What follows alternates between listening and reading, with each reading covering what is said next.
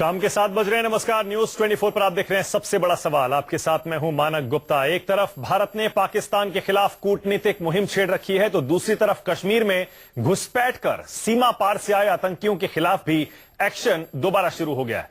लेकिन एक सवाल अब भी बना हुआ है, क्या अपने 18 सैनिकों की हत्या का बदला लेने के लिए जवाबी कार्रवाई करेगा हिंदुस्तान? हलचल दोनों तरफ तेज है। पाकिस्तान के खेमे में खलबली मची है।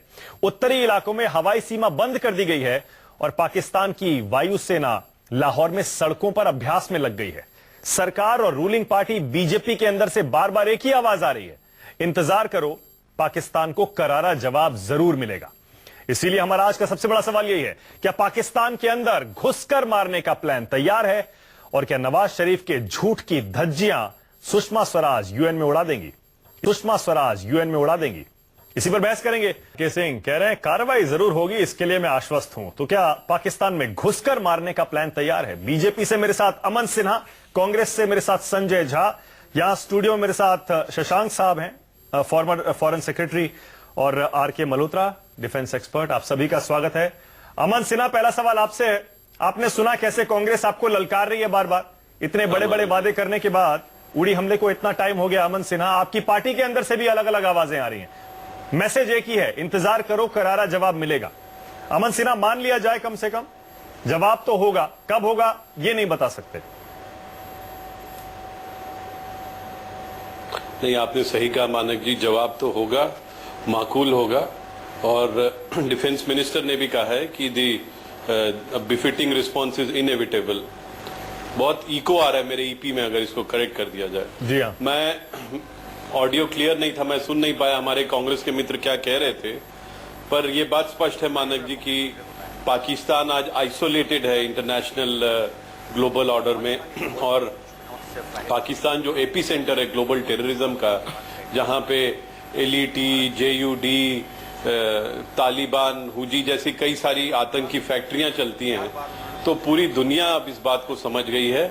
और भारत ने जो भी रणनीतिक कूटनीतिक जो गतिविधियां की पिछले 2-2.5 सालों में, ये उसी का परिणाम है। अमन जी नहीं, अमन जी एक सेकंड। अमन जी, हम बहुत दिन से यही सुन रहे हैं। अमन जी, मुझे रोकना पड़ेगा, हम बहुत दिन से यही सुन रहे हैं। अमन जी, पाकिस्तान को दुनिया में अलग थलग करने की प्रक्रिया कई सालों से चल रही है, दशकों से चल रही है। उसमें यूपीए ने भी बहुत काम किया, आपने भी काम किया, दोनों को क्रेडिट है। लेकिन सवाल सैनिक कार्रवाई का है। सवाल घर में घुस के मारेंगे, एक के बदले 10 सिर लाएंगे, एक भी परिंदा पर नहीं मारेगा। सवाल वो है, वो जवाब कब होगा मत बताइए कब होगा, लेकिन आश्वस्त कर दीजिए अमन जी कि वो जवाब जरूर होगा। मानक जी, मैंने तो सबसे पहले आपको आश्वस्त किया कि जवाब जरूर होगा।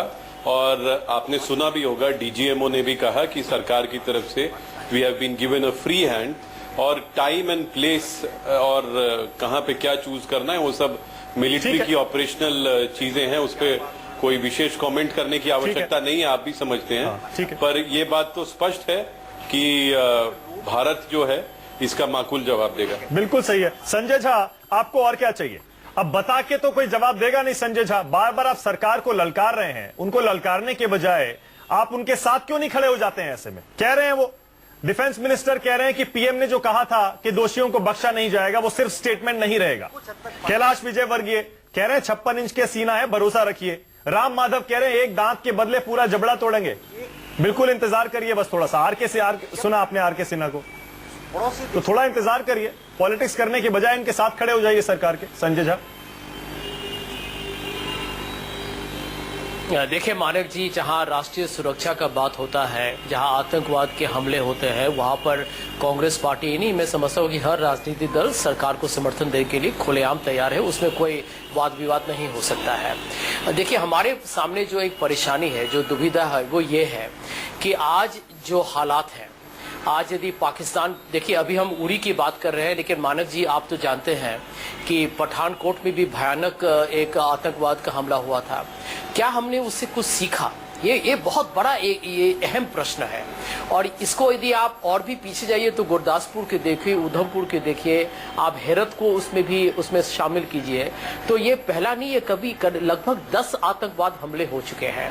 तो ये सबक ये सरकार के लिए सीखना बहुत जरूरी है। और अपने आप में देखिए, बिल्कुल ठीक है, हमारा मिलिट्री इंस्टॉलेशंस का, अपने घर का सिक्योरिटी हमको मजबूत करना पड़ेगा। पॉइंट टेकन, बिल्कुल सही है। संजय झा बिल्कुल सही है, लेकिन हमको क्या रोकता है संजय झा? आपकी पार्टी भी सरकार में थी अभी, इनकी सरकार से पहले 10 साल तक इतने आतंकी हमले हुए, 26/11 जैसा बड़ा हमला हुआ, घर में घुस के मारना या ये जवाब देना मिलिट्री, इससे हमको क्या चीज रोकती है संजय झा?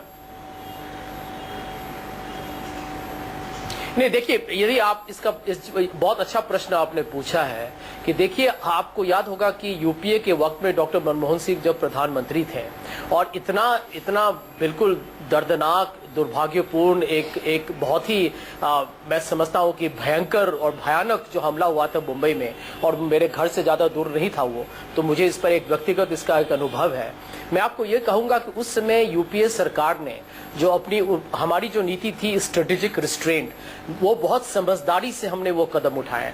देखिए, पाकिस्तान के साथ अभी भी जो उरी को लेकर बातचीत हो रही है, और मैं समझता हूं कि अमन जी इस बात को समझेंगे कि पाकिस्तान ये सोचता है कि आतंकवाद का हमला, वो चाहे कुछ भी हो जाए, वो भारत को उस पर निशाने में हमेशा रखेंगे। हम अभी कुछ भी जवाब दें उसका, फिर भी पाकिस्तान एक धमकी और चेतावनी मत समझिए। पाकिस्तान ये समझता है कि आज यदि लेकिन संजय जी तो कह रहे हैं, अमन जी आपके साथ बैठे हैं, वो कह रहे हैं जवाब मिलेगा, आप इंतजार करिए, सब कह रहे हैं जवाब मिलेगा, तो उनकी बात पे आपको भरोसा नहीं है क्या?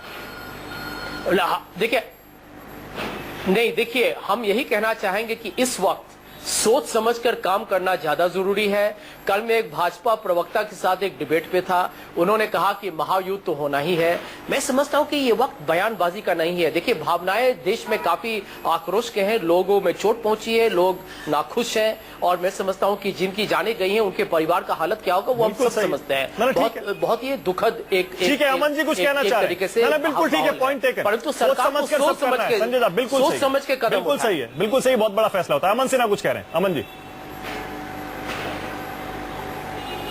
नहीं, मानक जी, मैं बिल्कुल एग्री करता हूं, और सरकार सोच समझ के ही कदम उठाएगी। और आपने जैसा देखा कि मिलिट्री को, आर्मी को हर तरह का ऑपरेशनल फ्रीडम जो है वो दिया गया है, तो मुझे लगता है कि बाकी स्ट्रैटेजिक और ऑपरेशनल इश्यूज पे कमेंट अभी करने की कोई ऐसी विशेष आवश्यकता नहीं है। पर यह बात जरूर है मानक जी, जिस तरह से कल आपने देखा नवाज शरीफ जी जैसे यूएन में स्पीच दे रहे थे, मुझे लगता है यूएन जनरल असेंबली में आज तक इतने निम्न स्तर की स्पीच शायद कहीं नहीं हुई होगी। और पूरा भाषण जो है वो खाली तथ्यहीन झूठ का पुलिंदा था, और कई जगह तो इतना हास्यास्पद था कि लगता था कि ये क्या बोल रहे हैं, ये पीस के मैसेंजर हैं, अपने आप को दिखा रहे हैं, और सारी की सारी आतंकी फैक्ट्रीज वहां चल रही हैं।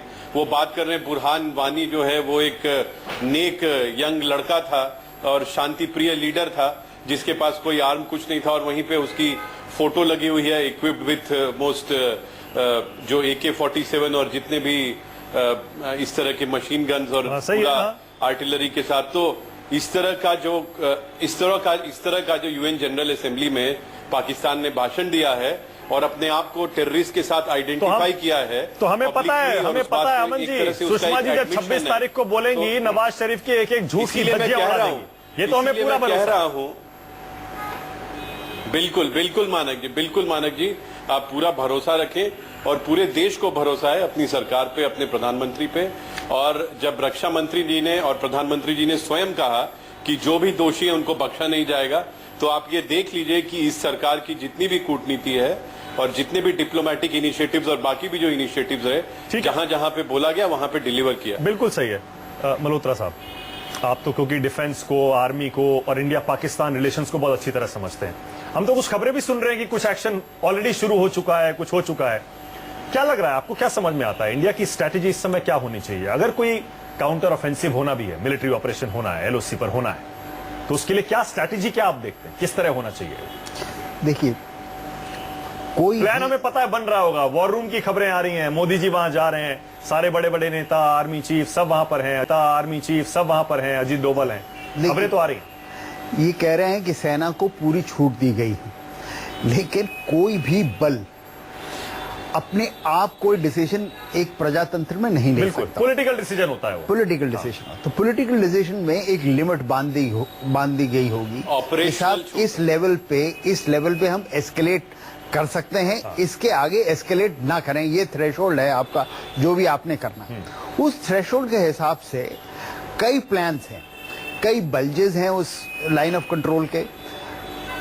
आप कवर्ट ऑपरेशंस की तरफ जाना चाहते हैं, अवर्ट ऑपरेशन में जाना चाहते हैं, बिकॉज पाकिस्तान का मैं जहां भी सुन रहा हूं हर एक को ये कह रहा है कि कवर्ट ऑपरेशन का जवाब आप अवर्ट ऑपरेशन से दें, हवाई हमला कर दें और सेना को उधर गुजार दें। तो उससे क्या होगा? आपने एक एस्केलेशन की और आप बोल रहे हैं कि जो भी रिस्पॉन्सिबल है उसको बख्शा नहीं जाएगा। कौन रिस्पॉन्सिबल? आपको क्या पता कौन है? कौन रिस्पॉन्सिबल? पाकिस्तान आर्मी रिस्पॉन्सिबल है, ISIS रिस्पॉन्सिबल है। शायद इशारा उन टेररिस्ट कैंप्स की तरफ है।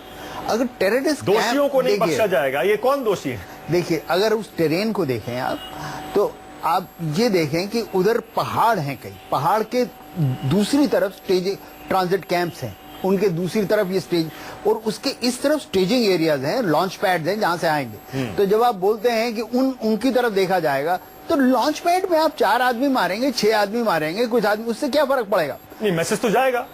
4 आदमी से मैसेज अंदर मार के कितने मारे सर, वो मैटर करता है या शशांक जी? क्योंकि आप तो फॉरेन पॉलिसी भी समझते हैं, इंडिया पाकिस्तान आपने बहुत करीब से देखा है कैसे दांव पेच चलते हैं कूटनीतिक। अगर इंडिया कोई काउंटर ऑफेंसिव करता है, मिलिट्री ऑपरेशन करता है, नहीं, अभी तक देखिए सबसे अच्छी बात ये मैंने देखा है कि जवाबी कार्रवाई या काउंटर ऑफेंसिव इस तरह की बातें चली हैं। एस्केलेशन की बात है, मल्होत्रा साहब ने कहा कि उसको जो है कुछ लिमिट बांधी गई होगी, कि उसके अंदर जो है रिस्पॉन्स दिया जाना चाहिए। मेरा मतलब सिर्फ यही है कि इस बार सरकार ने ये आइडेंटिफाई कर लेना है कि पहले जो अप्रोचेस की गई हैं पिछले 10 साल में या 2 साल में, उनके क्या जवाब निकले हैं, कोई रिस्पॉन्स मिला नहीं मिला, नहीं मिला तो उनको छोड़कर ऐसे और नए अप्रोचेस अपनानी है, चाहे डिप्लोमेटिक हो, चाहे इकोनॉमिक सैंक्शंस की हो, चाहे किसी और तरीके की पॉलिटिकल सैंक्शंस की हो, वो सब को लेके। दूसरा, हमारे पड़ोसी देश भी जो है, कई सारों ने हमको फोन करके कहा है कि वो भी हम आपके साथ हैं, और उनके यहाँ भी जो है बहुत आतंकवादी घटनाएं पाकिस्तान से हुई हैं, चाहे बांग्लादेश हो, चाहे अफगानिस्तान हो, और भी देश जो है भूटान और श्रीलंका, उनके नेताओं ने भी जो है उनको बोला है। दूर के देशों ने भी, रूस और फ्रांस ने बहुत साफ तरीके से बोला है कि उनके यहाँ भी तो हम देखिए यूएन में किसी एक देश से समर्थन नहीं मिला है पाकिस्तान को। नवाज शरीफ की स्पीच को किसी ने सपोर्ट नहीं किया है यूएन में। जब बायलैटरल मीटिंग्स भी वहां हुई, किसी ने कश्मीर का नाम तक नहीं लिया। नहीं, तो इसलिए मैं कहता हूं कि कोऑर्डिनेटेड एक्शन तो जरूरी है, जिसमें मिलिट्री एक्शन भी हो सकता है, कोवर्ट भी हो सकता है, लेकिन साथ ही साथ सभी स्टेप्स लिए जाने चाहिए, क्योंकि जरूरी यह है कि दिखा देना है पाकिस्तान को कि वो अलग थलग पड़ चुका है। सुषमा जी जब बोलेंगी 26 तारीख को, क्या लग रहा है आपको? तो मुझे लग रहा है कि एकदम पूरी तरह से तैयारी इस समय चल रही होगी विदेश मंत्रालय में, क्योंकि नवाज शरीफ ने कल जो स्पीच दी है, हम तो यही कह रहे थे, कई डिप्लोमेटिक ब्लंडर्स उन्होंने किए। बुरहान वानी एक टेररिस्ट को उन्होंने हीरो बता दिया, यंग लीडर बता दिया। दूसरे, उन्होंने कहा कि इंडिया अनएक्सेप्टेबल कंडीशंस लगाता है, टेररिज्म खत्म करने की कंडीशन अनएक्सेप्टेबल है। इसका मतलब मान रहे हैं वो कि वो टेररिज्म को एक्सपोर्ट करते हैं। आपको लग रहा है सुषमा जी ऐसा जवाब देंगी कि पोल खुल जाएगी पाकिस्तान? यही सुनने में आ रहा है कि काफी उनके पास मटेरियल इतना इकट्ठा किया जा रहा है कि जो कुछ तो नवाज शरीफ ने अपने आप ही अपने को एक्सपोज कर दिया है कि एक आतंकवादी को उन्होंने जो AK-47 वगैरह लेके घूमता है, उसको उन्होंने अपना हीरो बना दिया है। और ये नहीं माना है कि साथ साथ उनके साथ में और आतंकवादी भी घुस के चलते हैं, जो कि पुलिस के ऊपर, औरों के ऊपर वो गोलियां बरसाते हैं, खाली पत्थर की बात ही नहीं होती है। तो एक प्रकार से मैं कहूंगा कि काफी कुछ उन्होंने अपने को एक्सपोज कर दिया, लेकिन सुषमा जी को जो है ये बताना आवश्यक होगा कि क्या क्या किस तरीके से पाकिस्तान के तार आतंकवादियों से जुड़े हुए हैं, ना भारत में खाली नहीं लेकिन और जगहों दुनिया भर में, क्योंकि वो भारत की जो मदद और लोगों को मिल सकती है वो इंफॉर्मेशन किसी और के पास नहीं हो सकती है। तो हमारा यूनिक फीचर है जो सुषमा जी मेरे ख्याल से पहली बार वो डिप्लोमेटिक फ्रंट पे पूरे तरीके से सबको बता देंगे। बिल्कुल सही है, लेकिन डिप्लोमेटिक एक्शन काफी नहीं है। मैं एक बार फिर से आपके पास आ रहा हूं, आपको आपकी गट फीलिंग क्या कह रही है? हम एक्शन लेंगे, जरूर एक्शन लेंगे, और मैं ये समझ के मारेंगे, इसलिए हम सवाल पूछ रहे हैं, क्योंकि देखिए सर, कुछ भी है, आम जनता जो इस समय पूछ रही है और जो बात कर रही है, और संजय झा आप भी देख रहे होंगे, अमन जी खुद कह रहे हैं, समझ रहे हैं, लोगों में गुस्सा है। 18 जवान हमारे शहीद हुए हैं, उनके परिवारों की तस्वीरें हम देख रहे हैं, मातम हो रहा है। मुझे कोई शक नहीं है, छाती पर वार हुआ है एकदम। मुझे कोई शक नहीं है, एक्शन होगा। देखिए, मैं ये कहता हूं कि जब भी मिलिट्री एक्शन भी होता ना, तो एक फ्रेज इस्तेमाल करते हैं हम, शेपिंग द बैटलफील्ड, माहौल तैयार करते हैं ताकि आपकी सक्सेस हो। और मैं जो देख रहा हूं, डिप्लोमेटिक जो भी बातचीत हो रही है, अपने डोमेस्टिक फ्रंट में जिस तरह पब्लिक को साथ लिया जा रहा है, ये एक शेप कर रहे हैं उस बैटलफील्ड को, और हालत तैयार कर रहे हैं ताकि जब आप कुछ करें तो उसका असर एक्चुअल असर हो। नहीं तो आप एक छोटा सा एक्शन कर दें जिसमें डोमेस्टिक आपके लोग खुश हो जाएं कि साहब उन्होंने हमारे 18 मारे थे, हमने उनके 20 मार दिए या 22 मार दिए। अगर इसी से आपको आतंक और पाकिस्तान की जड़ से खत्म करना है तो नहीं होगा। आप लोगों को शांत कर सकते हैं, लेकिन इसका जवाब हल नहीं। लेकिन सिर्फ लोग चाहते हैं इसलिए तो कोई एक्शन नहीं होगा। हालांकि पॉलिटिकल डिसीजन भी होता है ये, लेकिन हमें पता है सिर्फ लोगों के चाहने से अमन जी एक्शन नहीं होगा। तो ये फॉर्मूला, ये एक्शन प्लान, अमन जी कुछ बताएंगे कैसा होना चाहिए, इसमें क्या क्या चीजें कंसीडर की जाती हैं? नहीं मानक जी, आपके पैनल में दो बहुत सम्मानित विशेषज्ञ बैठे हैं, शशांक जी, मल्होत्रा जी। तो उन लोगों ने जो भी फैक्टर्स जो पॉइंट आउट किए उस सब का सरकार ध्यान रखेगी। और पब्लिक सेंटीमेंट भी अपने में एक बड़ी चीज है, जो एक अंडरलाइन सेंटीमेंट है, उसको भी हम लोग एक्नॉलेज करते हैं, समझते हैं। और इसीलिए भारत सरकार जो है अपने कन्विक्शन में एकदम कायम है कि ये जो पाकिस्तान को एक माकूल जवाब देने की आवश्यकता है। और इसका समय क्या ऑपरेशन रहेगा, कैसे होगा, वो सब अपने स्ट्रैटेजिक और ऑपरेशनल बातें हैं, उसके डिटेल में मुझे नहीं लगता कोई जानने की आवश्यकता है। बिल्कुल सही है। पर मैं ये जरूर कहना चाहूंगा कि भारत सरकार का जो कन्विक्शन है वो बहुत ही सुदृढ़ है। और भारत की तरफ अगर कोई भी गलत निगाह से देखेगा तो हमारी सेना, हमारी एयरफोर्स, नेवी सभी पूरी तरह से सशक्त हैं। उस पे बिल्कुल ठीक है, सबको भरोसा है। लेकिन संजय झा, मुझे ऐसा क्यों लग रहा है कि कांग्रेस को आपको भरोसा नहीं है कि ये सरकार जो कह रही है एक्शन करेंगे, विश्वास करो, वो एक्शन नहीं करेंगे? आपको ऐसा क्यों लग रहा है संजय झा? देखिए मानिक जी, हमें एक हकीकत को स्वीकार करना पड़ेगा। वो ये है कि अभी यदि आप देखेंगे कि पाकिस्तान ने ये हमले क्यों किए हैं, क्योंकि वो चाहते हैं कि कश्मीर में हालात को और बिगाड़े जाए। पाकिस्तान दखल अंदाज करता है, हस्तक्षेप करता है, ये हम सब जानते हैं। लेकिन अभी यदि लगभग 3 महीने तक यदि हम वहाँ पर कर्फ्यू अभी तक चालू है, तो हम ये इस बात को मान रहे हैं कि हमारी वहाँ जो जिस तरीके का तनाव है, ये हमारा अंदरूनी मसला है, ये बात सही है। परंतु आप जानते हैं कि पाकिस्तान कश्मीर को लेके वो जानबूझ के इस पर और अंतर्राष्ट्रीय प्रचार करना चाहते हैं। इसीलिए कल नवाज शरीफ के भाषण में आपने देखा होगा कि लगभग 40%। नहीं, आपका पॉइंट क्या है? इसका मतलब यह है कि अगर हम मिलिट्री एक्शन करते हैं तो हम पाकिस्तान के गेम में फंस रहे हैं, आप ये कह रहे हैं? देखिए, हम यही कह रहे हैं कि देखिए अभी हमें इस बात को सोचना पड़ेगा कि अभी कश्मीर में भी एक बहुत ही नाजुक एक तरीके से हालात है। वहां सामान्य तरीके से अभी भी जिंदगी नहीं शुरू हुआ है और इसमें पाकिस्तान इस समय और परेशानी बढ़ाना, अब ये मोदी जी का ये निर्णय होगा ना। बिल्कुल ठीक है, बिल्कुल सही है, बिल्कुल सही है। अगर मोदी सरकार ये फैसला लेती है तो हमें पता है और पूरा भरोसा है कि सब कुछ सोच समझ कर ही लेगी। कश्मीर की हालत भी देखी और इंटरनेशनल स्ट्रेटेजी भी देखेगी। लेकिन आप कुछ कह रहे हैं? देखिए, मैं राजनीति में नहीं घुसना चाहता, पर मैं सिर्फ ये रिक्वेस्ट करना चाहता हूं कि आप ऐसा माहौल मत बनाएं कि सरकार को कुछ ऐसा कदम बहुत जल्दबाजी में लेना पड़े। उनको मौका दें, अगर नहीं करते तो आपका हक है उनको पकड़ना। लेकिन इस किस्म की जल्दबाजी अगर करेंगे, पब्लिक सेंटिमेंट को और बढ़ाएंगे कि अभी करिए, इसी वक्त करिए, तो जो मैं माहौल बनाने की बात कर रहा था उसमें कुछ कमियां रह जाएंगी। बिल्कुल सही है सर। क्लोजिंग में आपको दे रहा हूं शशांक साहब, क्या लग रहा है अगर जैसे मल्होत्रा साहब कह रहे हैं सोच समझकर होता है अगर कोई मिलिट्री एक्शन होता भी है, आपको लग रहा है 26 तारीख को सुषमा जी की स्पीच के बाद जब यूएन जाएंगी, सारे बड़े बड़े देशों से मिलेंगी, उसके बाद वहां माहौल थोड़ा बन सकता है जैसे मल्होत्रा साहब कह रहे हैं? बिल्कुल माहौल बनाया जा रहा है और खासकर ये ध्यान में रखते हुए कि जैसे ही ये हमला हुआ करीब करीब उसी समय उनके रक्षा मंत्री ने पाकिस्तान के बात करनी शुरू कर दी न्यूक्लियर अटैक की। तो ये उनका पुराना मुद्दा रहा है कि बार बार जो है मामला 100% डिस्ट्रक्शन पे लेकर आ जाइए, डराने के लिए। ये कि भारत जो है जिम्मेदार शक्ति है तो इसलिए वो नहीं करेगा इस तरह का स्टेप्स। तो उसके अंदर में वो आतंकवाद फैलाना चाहते हैं। तो भारत को ये सोच समझ के अपने आम जनता को पूरा ये कर देना, अपने साथ लेकर चलना है कि वही कदम उठाए जाएंगे जो पाकिस्तान को ठीक दिशा में ले जाएंगे। बिल्कुल सही है और हमें पूरा भरोसा है और खबरें भी इसी तरह की आ रही हैं कि सरकार में इस समय काम हर फ्रंट पर चल रहा है, डिप्लोमेटिक फ्रंट पर चल रहा है, सारे बड़े बड़े देशों से भारत ने संपर्क साधा हुआ है, यूएन में भी बहुत काम होने वाला है और मिलिट्री फ्रंट पर भी काम चल रहा है। खबरें इसी तरह की आ रही हैं। अब देखते हैं अगर मिलिट्री एक्शन होता है, कब होता है, कैसे होता है। बहुत बहुत शुक्रिया सबसे बड़ा सवाल में आने के लिए अमन सिन्हा, संजय झा, शशांक जी, मल्होत्रा जी, बहुत बहुत शुक्रिया।